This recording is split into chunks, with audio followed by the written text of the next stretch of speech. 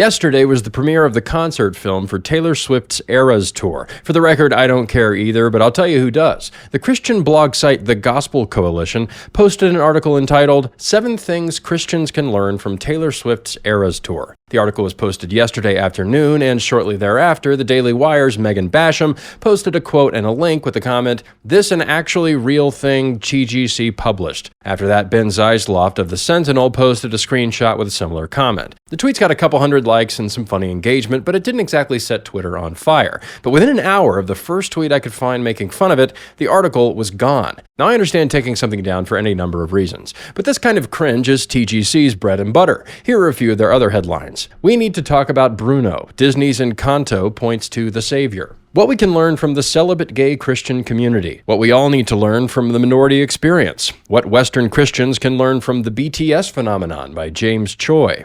At least they never got political. All of those got through the TGC editorial process and are still up. But before they nuked the Taylor Swift article, I made sure to copy and paste the complete text into a Google Doc. Here to read quotes from the article is my friend and food delivery guy, Ren.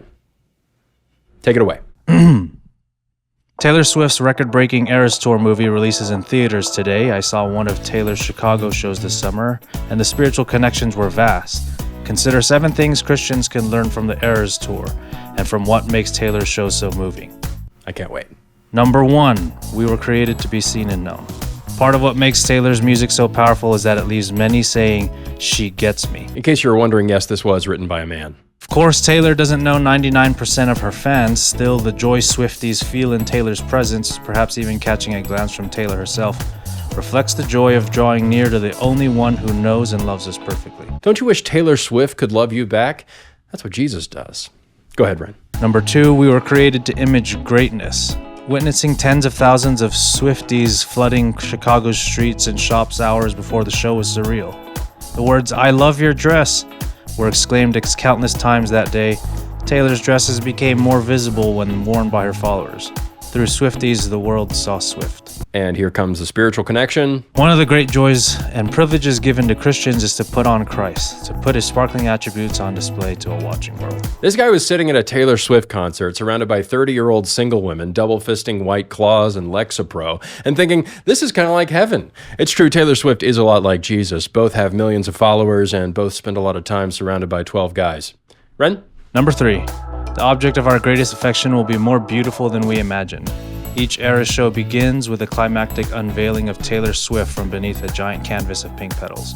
My friend observed that this moment is a dim reflection of the day Christ is revealed to his followers. I'm sorry, Ren, I'm going to have to stop you. I thought I could do all 7, but you can just skim it from here. Yeah, it gets kind of repetitive. He wants Taylor to smile at him. She gives him a sense of belonging. It was hard to get tickets. Well, this part's good. It's hard to explain what I felt when I woke up the morning after seeing Taylor Swift. The best way I can describe it is sad joy.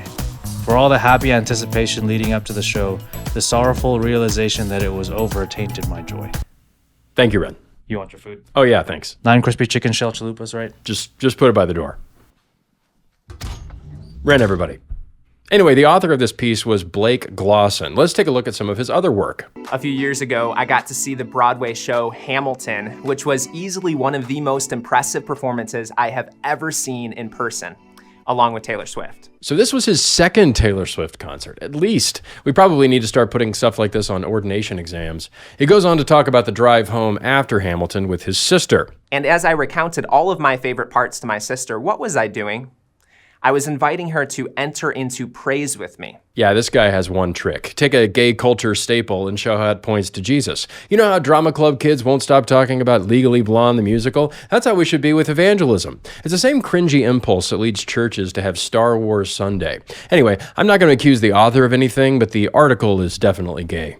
Here are my suggestions for some less gay TGC articles. Love your neighbor by sitting to pee. I had a Harry Potter poster in my room and I only kissed it once. 7 things Christians can learn from dudes' butts. So for those who don't know, TGC used to be the premier blog site for the gospel-centered movement. The movement is basically dead now, and we can see some of the reasons why. I imagine board meetings are awkward. Guys, why is TGC failing? Anyway, here's how Hamilton is Jesus, and what if Lin-Manuel Miranda loved you back? The fall of TGC is good news for the good guys. As they continue to shred their credibility, people start looking for alternatives. The good guys have been busy building alternative institutions, and I'm thankful for that. That's a big part of what we've been doing at Canon Press. We won't put the graphic up, everyone knows you can use promo code WADE99 to get your first month for 99 cents, and that the link is in the description.